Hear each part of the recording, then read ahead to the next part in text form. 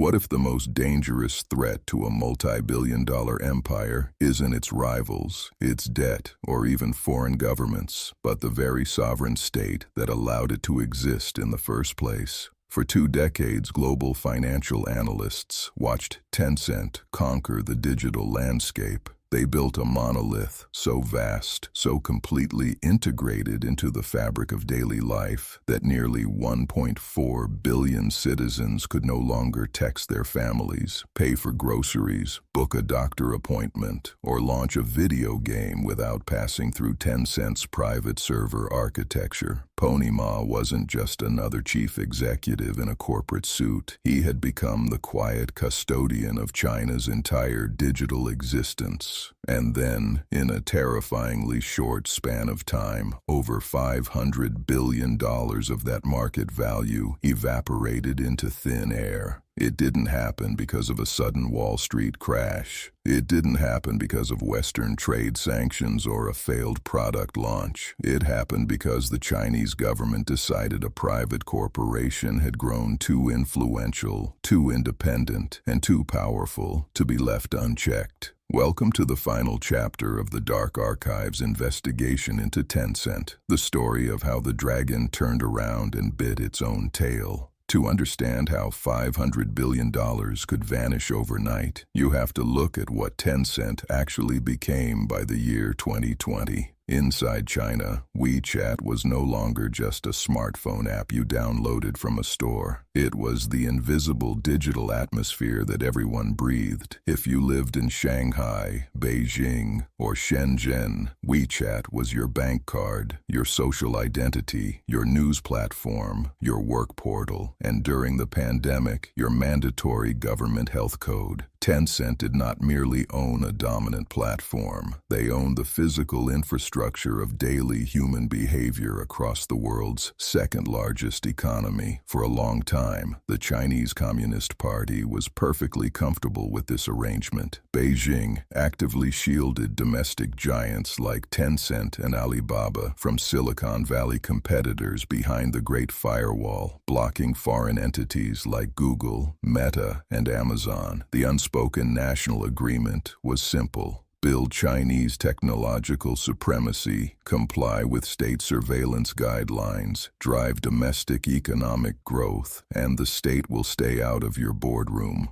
Under this protective umbrella, Pony Ma quietly turned Tencent into a global juggernaut, acquiring massive stakes in Western media, gaming, and entertainment. However, an inevitable and dangerous shift occurred in the power dynamic. By late 2020, Chinese tech titans were no longer just running commercial enterprises. They held more behavioral data on Chinese citizens than state intelligence agencies. They controlled the flow of public communication, influenced national financial liquidity, and traveled the world, speaking at global economic summits like sovereign statesmen. In a centralized authoritarian state, there is one absolute law that is never explicitly written into statutory law, but can never be broken. No corporate empire, no financial monopoly, and no private billionaire can ever hold more influence over the public than the ruling party itself. The fracture point arrived in late 2020. It began when Jack Ma gave an infamous public speech in Shanghai criticizing state banking regulators for holding back innovation. The state's retaliation was instantaneous, halting the historic $37 billion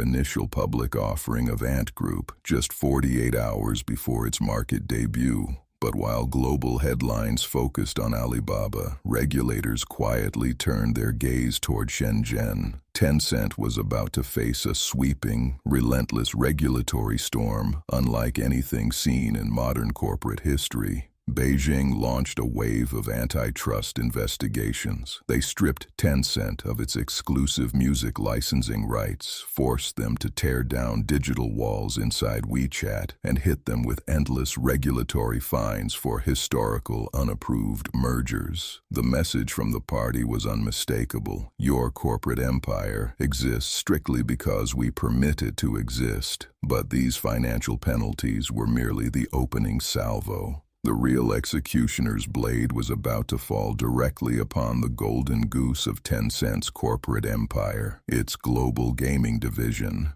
In August 2021, an article published by a state-run media outlet sent panic screaming through global stock markets. The publication explicitly described online video games as spiritual opium and electronic drugs, directly targeting the habit-forming mechanics of multiplayer games. Global investors did not view this as a simple cultural opinion piece. They understood the subtle mechanics of Beijing's political apparatus. This was not a warning. It was the official signal before an impending state assault. Within days, the government executed a series of draconian restrictions on the gaming industry. Regulators banned minors under 18 from playing online video games for more than 3 hours a week, restricting access strictly to an hour a day on Fridays, weekends, and public holidays. To enforce this law, Tencent was forced to develop and deploy invasive facial recognition technology, a system known as Midnight Patrol, scanning players' faces through their smartphone cameras in the middle of the night to verify their age and identity. Shortly after, Beijing delivered the ultimate structural blow. The National Press and Publication Administration completely froze all approvals for new video games. For 8 consecutive months, Tencent was legally barred from launching or monetizing a single new game title in its massive domestic market. The financial wreckage was immediate and historic.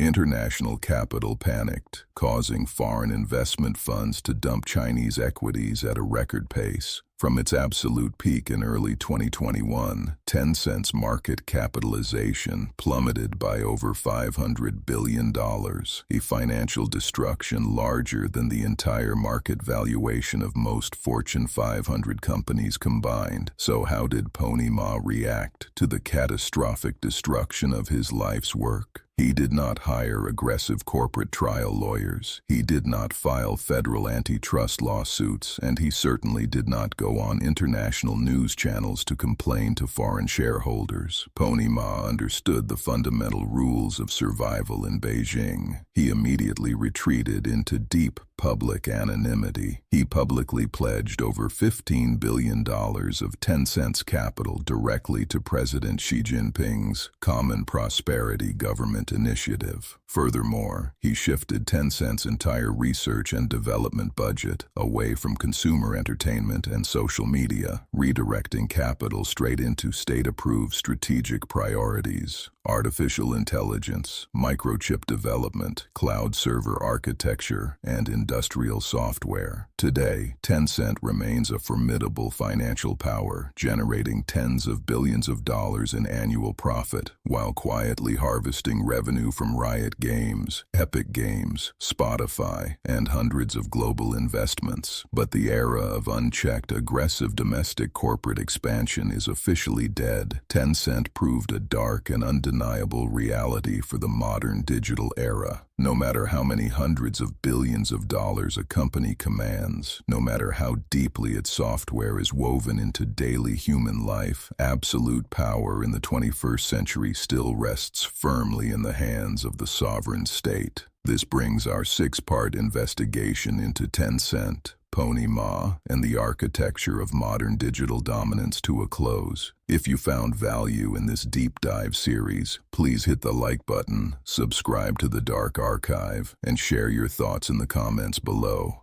Your ongoing support is what allows this channel to remain independent and continue producing high-authority investigations into the hidden economic and technological forces shaping our world. Be sure to turn on notifications so you never miss our upcoming investigative documentary series. Thank you for watching.